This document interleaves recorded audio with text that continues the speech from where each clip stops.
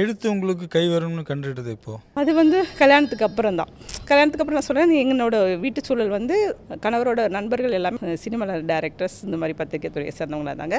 தொடர்ந்து வாசிக்கிறேன். கவிஞர் சுகுமாரன் வந்து தான் எனக்கு வந்து தமிழ் இலக்கியத்தை வந்து அது வரைக்கும் நான் தமிழ் இலக்கியத்தை வந்து தீவிர இதெல்லாம் படிச்சுட்டு இதெல்லாம் இலக்கியம்னு தெரியாமல் ரஷ்யன் லிட்ரேச்சராக வந்து படிச்சுட்டு என்னால் பாப்புலர் ரைட்டிங்கில் எனக்கு இன்ட்ரெஸ்ட் போகல. படித்தேன், ஆனால் பட் இந்த இலக்கியம் ரஷ்யன் லிட்ரேச்சர் படிக்கிற அளவுக்கு அதுக்குள்ளே என்னால் போக முடியலை.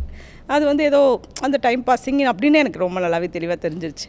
அப்போ வந்து அதுக்கப்புறம் ஒரு 18 வயசு கல்யாணம் ஆகி வந்த உடனே வந்து நான் லா காலேஜில் சேர்ந்தேன். இருந்தால் கூட எனக்கு லிட்ரேச்சர் மேலே தான் ரொம்ப இன்ட்ரெஸ்டாக இருந்தது. அம்பேத்கர் சட்டக்கல்லூரியில் படித்தேன்.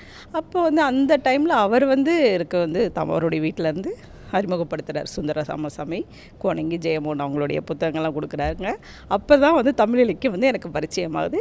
தொடர்ந்து வந்து அது ரொம்ப பிடிக்க ஆரம்பிச்சிச்சு.